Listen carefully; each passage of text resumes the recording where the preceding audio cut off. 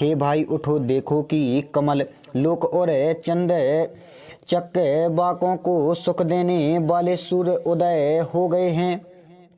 तब दोनों हाथ जोड़कर लक्ष्मण जी प्रभु के प्रभाव को सूचित करने वाली यह मीठी वाणी बोले। सिया राम, जैसे जैसे अरुणोदय होने से कमल संकुचित हो जाते हैं और तारागणों का तेज मालिन हो जाता है, वैसे ही आपका आगमन सुनकर राजा लोग बलहीन हो गए हैं। सिया राम। ये राजा नक्षत्रों के समान प्रकाश करने वाले हैं, जो धनुष की गंभीरता रूप अंधकार को टाल नहीं सकते। जैसे रात्रि के अंत में कमल चक्र बाक भौरे और अनेक पक्षी प्रसन्न हो जाते हैं। सिया राम, वैसे ही हे प्रभु, धनुष टूटने पर आपके समस्त भक्त सुखी होंगे।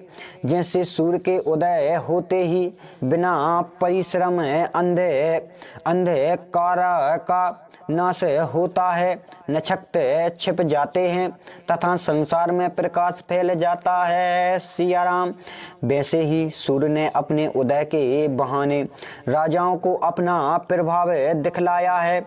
आपकी भुजाओं के बल ने आपकी महिमा स्थापित की है। धनुष का टूटना तो परंपरा से चला आता है। सिया राम, भाई की बात सुनकर प्रभु मुस्का दिए और स्वभाव से पवित्र प्रभु ने स्नान किया।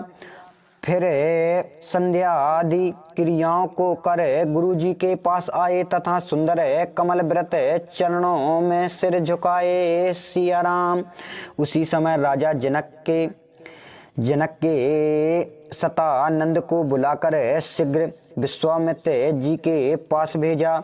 उन्होंने जाकर जानकी की प्रार्थना कह सुनाई। तब विश्वामित्र जी प्रसन्न होकर दोनों भाइयों को बुलाया। सिया राम, तब जनक के पुरोहित सतानंद जी के चरणों को प्रणाम कर गुरु जी के पास जाकर बैठ गए। तब विश्वामित्र जी ने कहा, हे तात, चलो, राजा जनक ने बुलावा भेजा है। सिया राम, चलकर स्वयंवर तो देख लिया जाए। देखे ना जाने आज विधाता किसको बड़ाई देता है।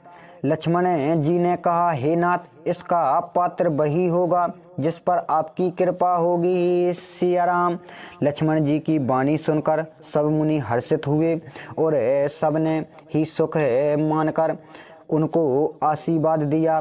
फिर मुनियों के साथ कृपालु श्री रामचंद्र जी यज्ञशाला देखने चले। सिया राम, जब दोनों भाई रंगभूमि स्वयंवर मंडल में पहुँचे हैं, ऐसा समाचार पाकर बाल वृद्ध नर नारी समस्त पुरवासी अपने ग्रह का सब काम काज छोड़कर चल दिए। सिया राम, तब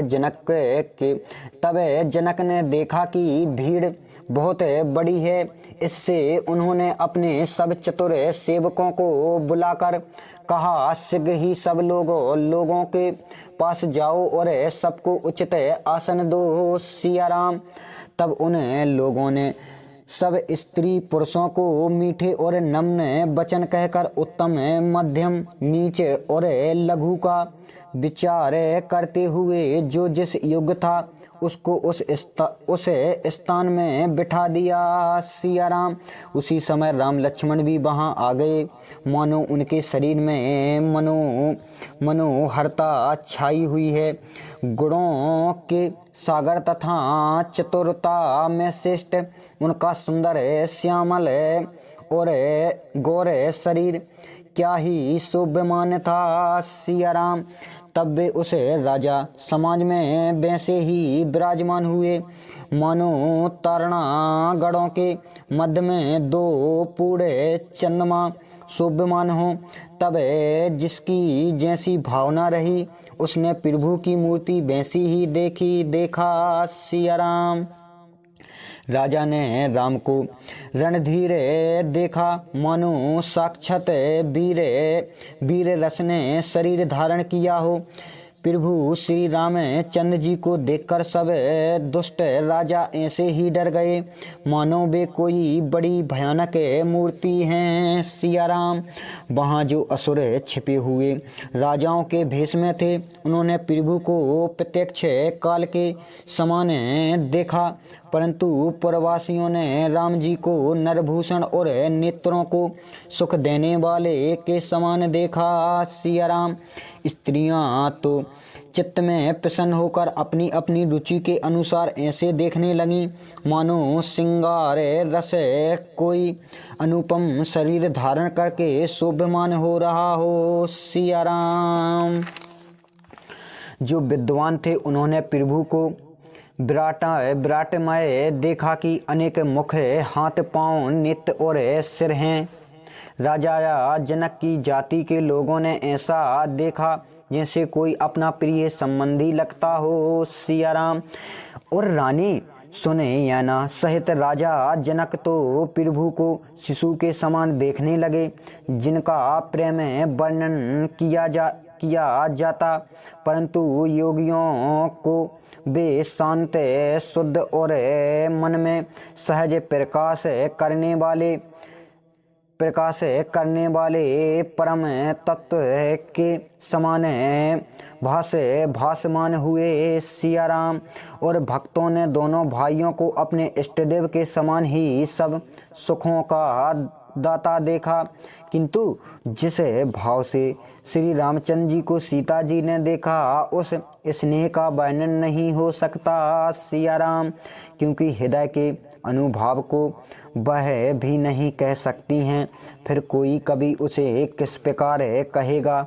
जिसका जैसा भाव था उसने वैसा ही श्री रामचंद्र जी के रूप को देखा। सिया राम। इस प्रकार सांवले और गोरे विश्व के नित्य चूर अयोध्या के राजकुमार राजा लक्ष्मण राज समाज में शोभमान हुए। सिया राम। दोनों मूर्तियां शोभा भाही से मनोहर थीं, जिनके लिए करोड़ों कामदेव की उपमा भी छोटी है। उनका मुख शरद के चंद्रमा को निंदित करता था, कमल से नित्य अच्छे लग रहे थे। सिया राम।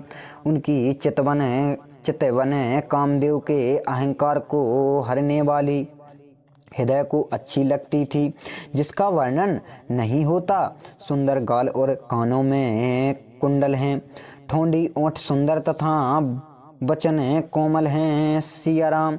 उनका हंसना चंद किरणों की भी निंदा करने वाला था।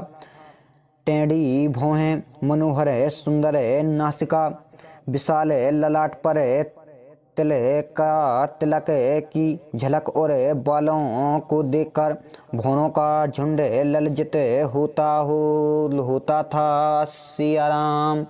सिर पर पीले रंग की 84 टोपी शोभमान थीं, जिसके बीच में फूलों की कलियां बनी हुई थीं।